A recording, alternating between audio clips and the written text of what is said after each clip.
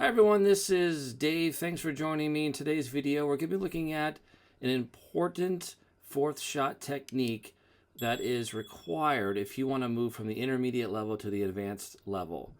Now I'm going to have 3 clips I'm going to show you. Each of them is doing the same fourth shot, but they're being done slightly differently. And it's very important that you understand how to execute this shot based on how your opponent is hitting you the ball.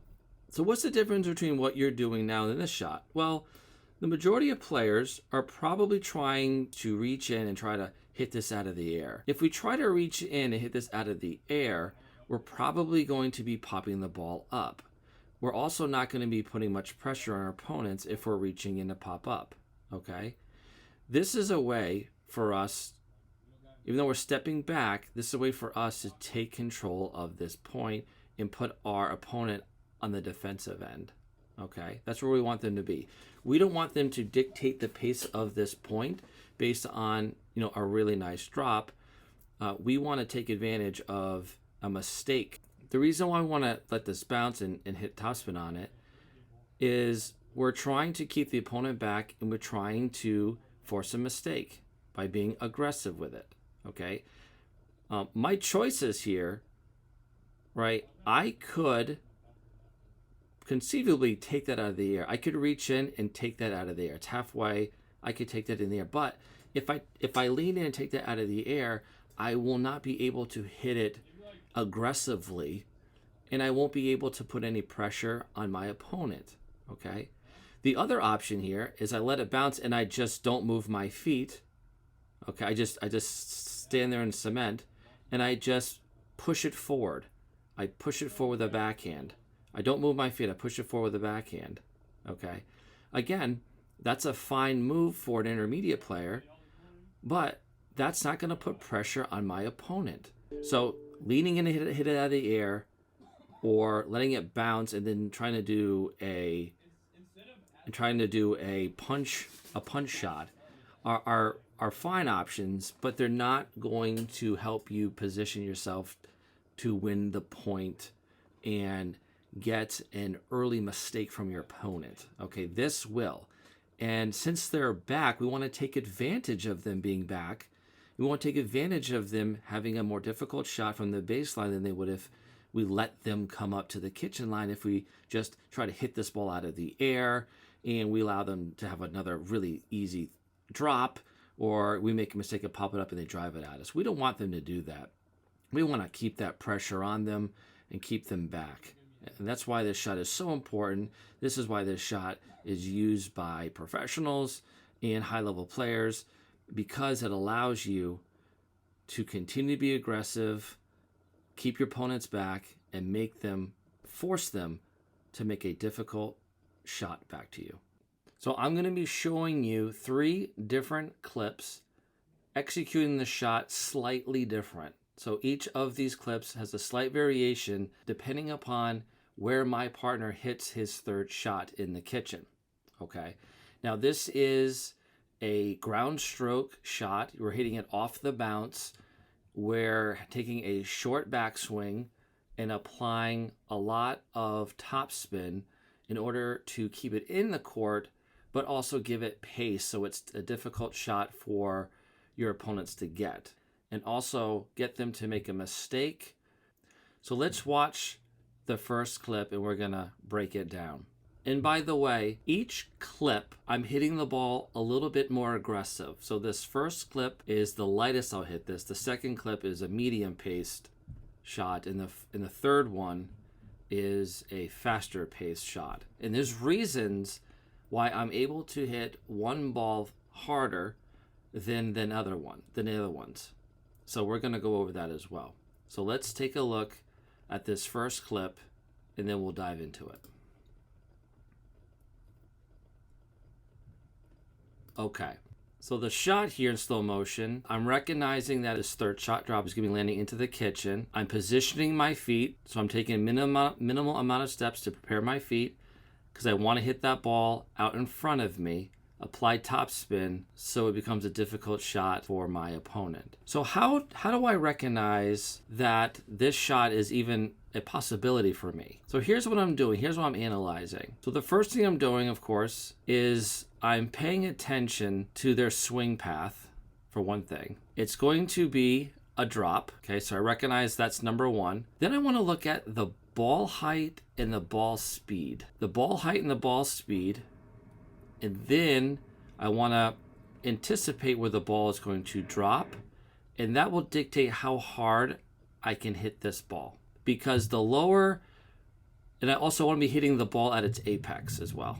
Okay, I want to be hitting this ball at its highest point to get the maximum clearance over the net. Okay, so that's what I'm doing. So I'm watching his, first of all, I'm determining that, okay, right now he's hit a drop. I'm analyzing the height and the speed. I am then anticipating where the ball is going to drop. I'm getting myself ready, my proper footwork. I'm getting my paddle down, get my body down, and I'm swinging through the ball. Now notice I'm hitting this ball right where my knees are, okay? So if a ball is at your knees and you're that close to the net, you cannot be too overly aggressive and hit this ball hard.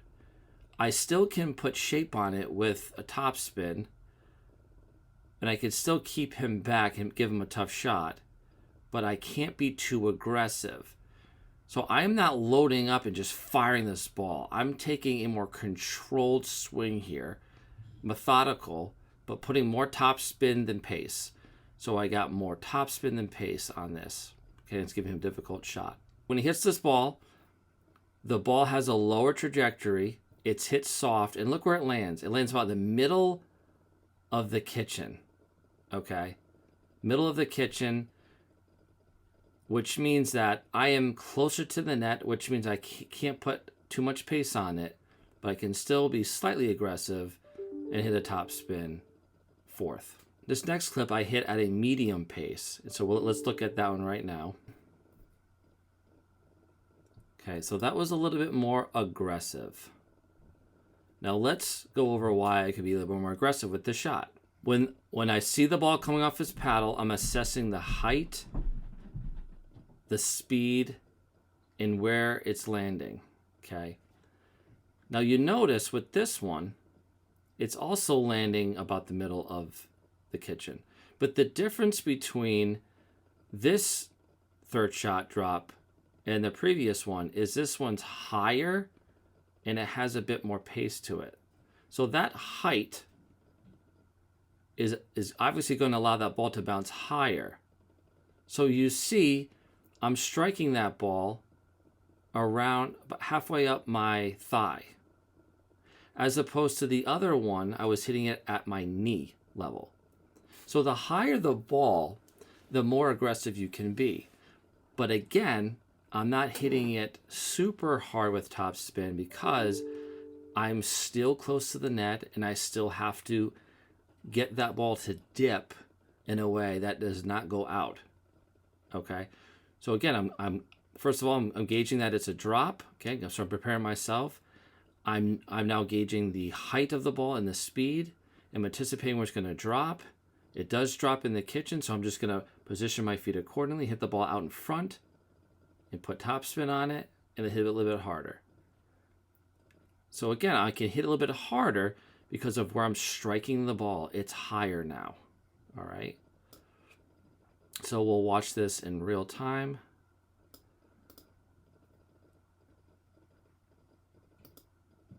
Okay. Striking the ball, so I'm just moving. And notice where my paddle, notice my backswing of my paddle.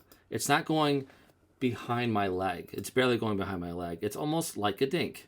It's a short stroke, and all I'm doing is accelerating through my topspin. All I'm thinking about is topspin here.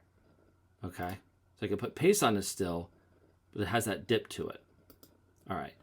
So here's the third clip. The third clip I hit a little bit harder, so let's find out why. Let's watch the clip first.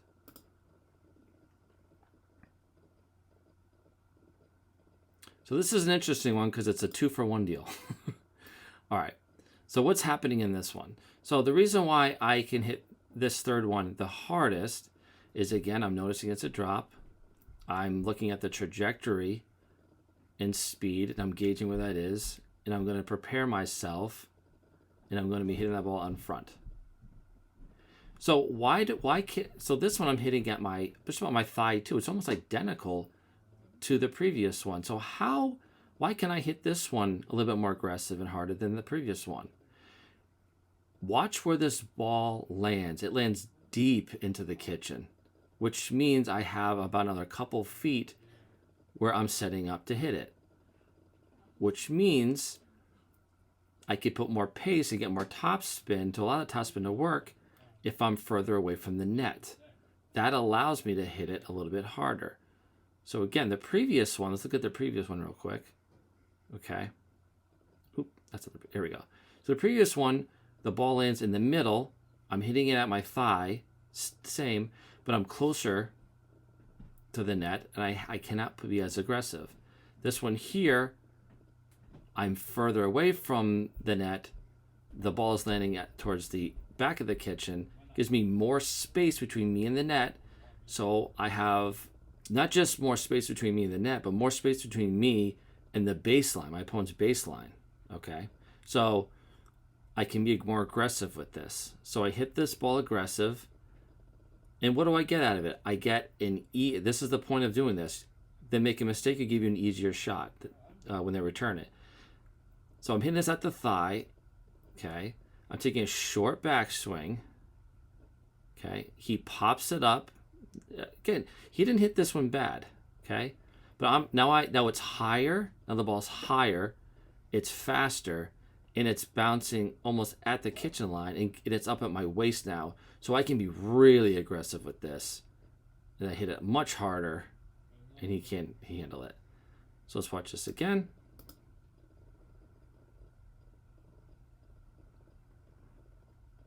There you go. I hope this was helpful. If you have any questions, let me know.